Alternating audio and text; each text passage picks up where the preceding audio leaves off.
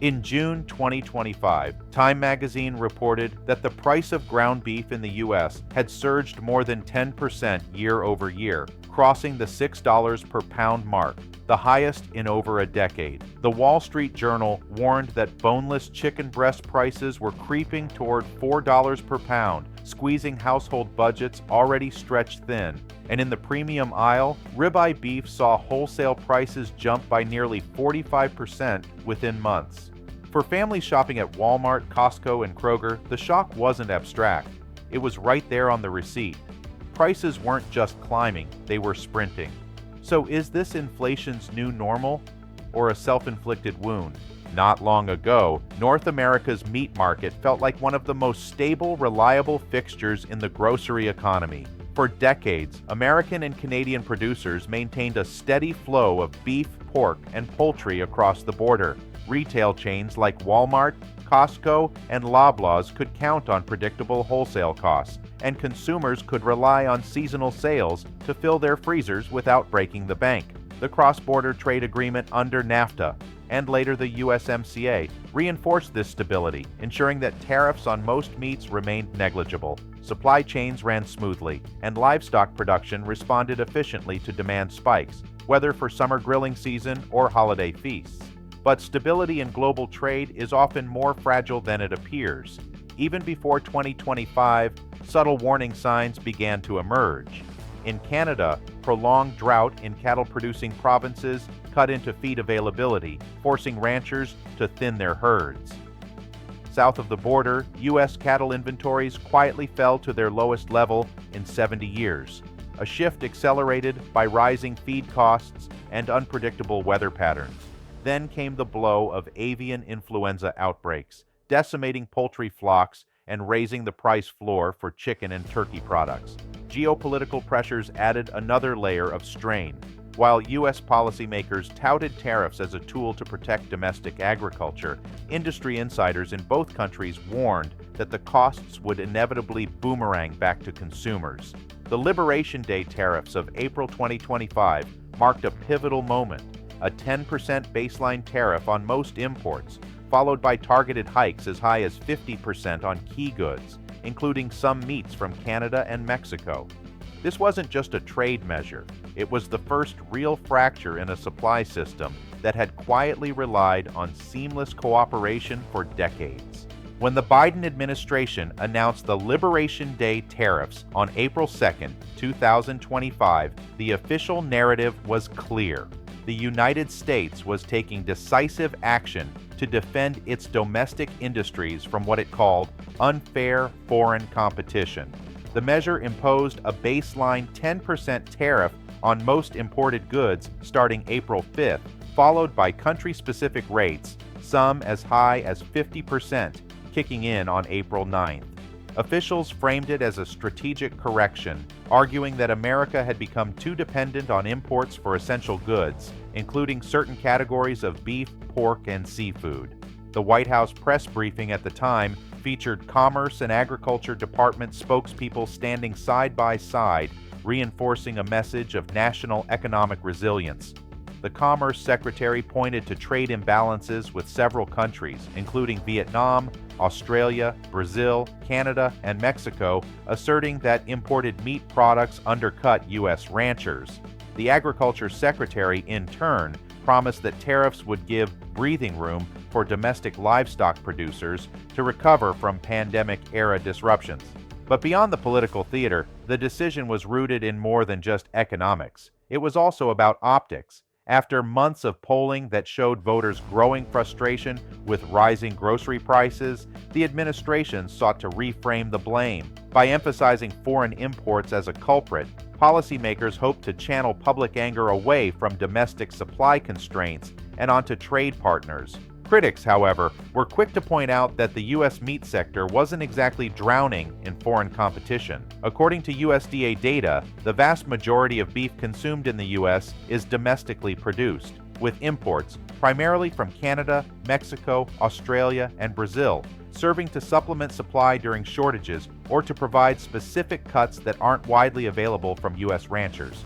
This meant that any tariff hike would disproportionately affect niche supply chains like high-quality Canadian ribeye or lean beef trimmings used in ground beef blends, which directly feed into retail pricing. Within weeks, the practical effects began to emerge. Retailers reported upward price pressure not only on imported premium cuts, but also on domestic meat as supply chains adjusted to fill gaps. For example, Canadian ribeye that once wholesaled for around $9.75 per pound was suddenly facing U.S. border costs pushing it toward $14.18 per pound, a near 45% spike. Even domestic ribeye saw retail prices climb around 8% as U.S. ranchers capitalized on the reduced competition. Meanwhile, poultry processors were already grappling with the fallout from avian influenza, which had wiped out millions of birds across North America. Import restrictions on poultry products from affected regions made Canada an even more critical partner for U.S. supply, yet those imports, too, were now subject to tariffs. As one major wholesale buyer told the Wall Street Journal, "We're in a bind. We can't produce enough here to cover shortfalls, but we're also making imports more expensive." On Capitol Hill, the move triggered both praise and lawsuits. Some lawmakers celebrated the tariffs as a long-overdue reset in trade policy, while others, particularly from agricultural import-dependent states, warned of consumer price spikes. Several trade associations filed suit, challenging the legality of the tariffs under the International Emergency Economic Powers Act, IEPA. By June 2025, the U.S. Court of International Trade had ruled that the president lacked the authority to unilaterally impose such sweeping tariffs under IEEPA without congressional approval. However, the administration immediately appealed, keeping the policy in place during litigation. For everyday Americans, the legal battle was little comfort. In grocery aisles, the changes were already tangible: higher price tags, fewer promotional discounts, and an uneasy sense that a simple steak dinner had become a luxury. The government could frame the tariffs as a strategic shield, but for consumers, the shield was costing them at the checkout line. For Canada, the Liberation Day tariffs landed like a punch to the gut, not only economically, but diplomatically. Ottawa had not been expecting to see its long-standing role as one of America's most trusted agricultural partners suddenly reclassified as a target for trade penalties. For decades, Canada had exported beef, pork, and poultry south across one of the world's most open borders, supplying products that complemented rather than competed with U.S. output.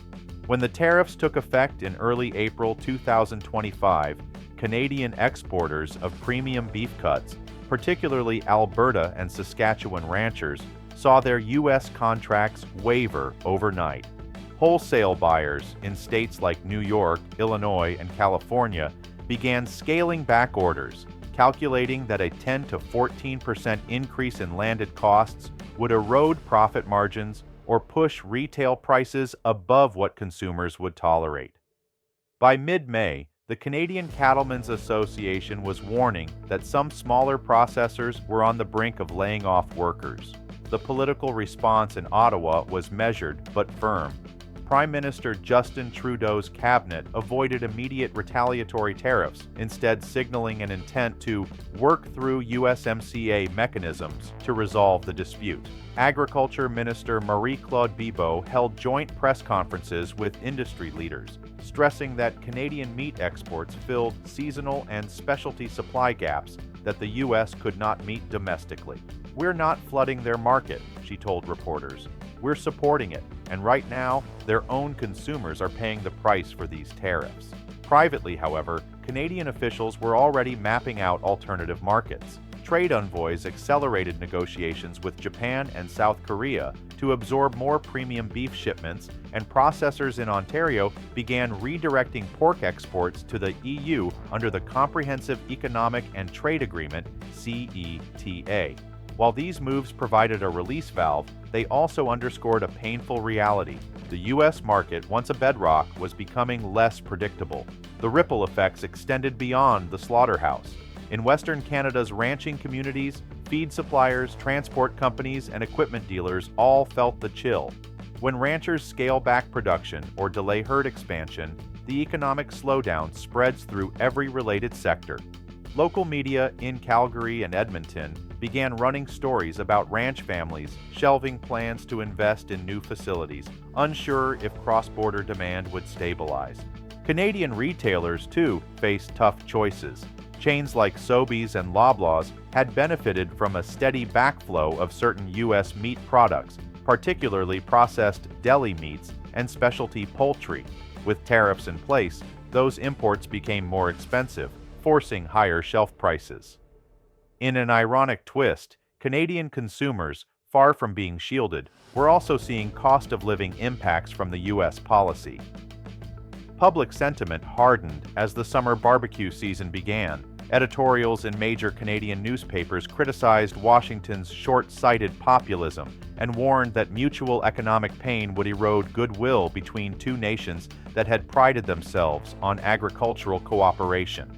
The National Post went so far as to publish a front-page headline reading, "From Friend to Fee, the U.S. puts a price on partnership." By June, Ottawa had lodged a formal complaint under USMCA's dispute settlement process, arguing that the tariffs violated the spirit, if not the letter, of the agreement. While the case would take months to resolve, the filing itself signaled a clear message. Canada would not quietly absorb the blow. Yet officials also knew that a tit-for-tat trade war would harm both sides, particularly in tightly integrated industries like meat processing, where cattle and hogs sometimes cross the border multiple times before ending up in a grocery store. In essence, Canada was playing for time, trying to keep export doors ajar while betting that political or legal pressure inside the U.S. would force a rollback of the tariffs before the damage became irreversible. By midsummer 2025, the tariff dispute had hardened into a stalemate. In Washington, the administration was unwilling to show weakness by rolling back measures it had billed as a bold defense of American agriculture. In Ottawa, political leaders faced growing pressure from ranchers, processors, and rural communities to secure relief, or risk losing livelihoods.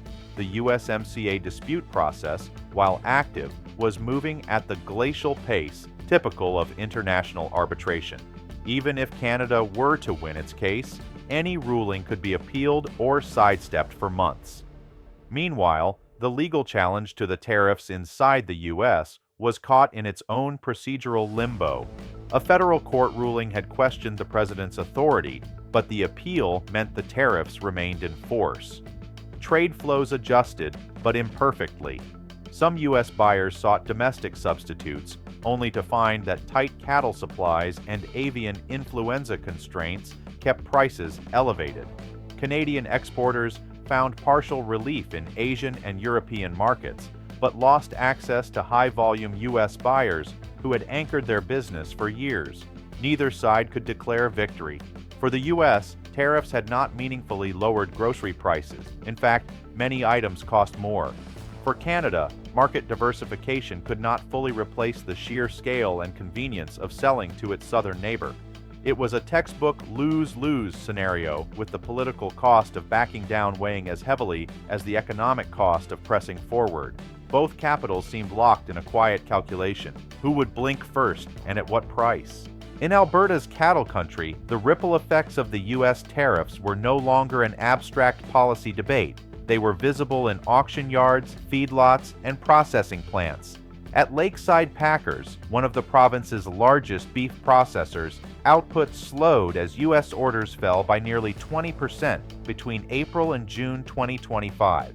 Those premium ribeye shipments that once moved effortlessly south now sat in cold storage longer, eating into margins as refrigeration costs mounted. For ranchers like those in southern Saskatchewan, the shift was especially painful. Many had built their operations around U.S. contracts that guaranteed steady demand, even in volatile domestic markets. With the tariff penalty, American buyers either reduced orders or demanded price concessions that ranchers could ill afford. The result? Some herds were sold off earlier than planned, depressing feeder cattle prices locally. The Canadian Cattlemen's Association released data showing that cattle slaughter rates in Alberta dropped by 8% year over year in the second quarter, while beef exports to the U.S. fell to their lowest volume since 2010. Feed suppliers reported declining orders, and local trucking firms lost steady cross-border hauling work. In rural towns like Brooks, Alberta, where meat processing is a cornerstone employer, the economic slowdown rippled outward, affecting restaurants, equipment dealers, and even housing rentals tied to seasonal plant workers. Adding insult to injury, Canadian consumers also began to feel the pinch. While the tariffs were technically a U.S. import measure, they disrupted the normal two-way flow of meat products. Canadian retailers importing certain U.S. processed meats and specialty poultry found themselves paying more, passing costs on to shoppers. A summer grilling season that should have been a boon for grocery promotions instead became a season of sticker shock. Ottawa's attempts to pivot toward Asian and European markets offered some relief.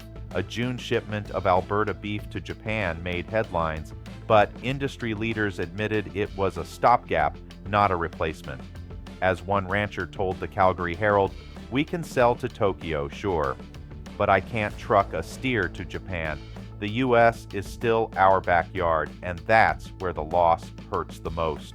In the United States, the tariffs were sold to voters as a measure to protect domestic producers and bring down grocery prices. In practice, they often did neither.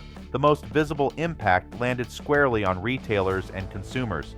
At a Costco in Chicago, managers quietly reduced the size of meat promotions, citing wholesale cost increases on both imported and domestic products.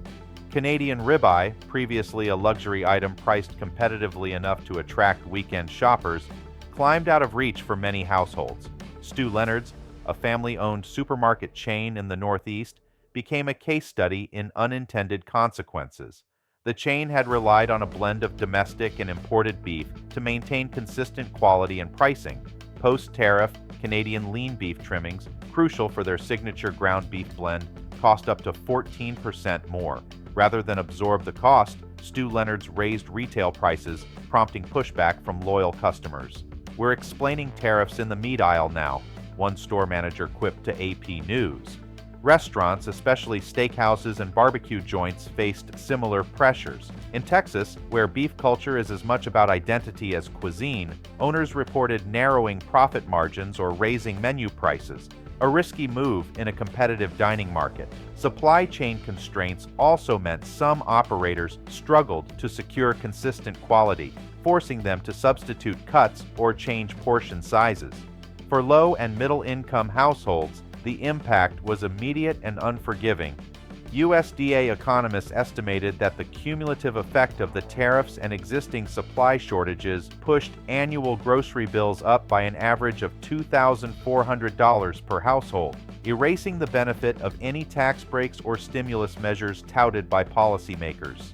The irony, noted by several food industry analysts, was that while the tariffs were intended to bolster U.S. producers, many ranchers already operating at full capacity simply raised their prices to match the new market ceiling, capturing short-term gains while consumers bore the brunt.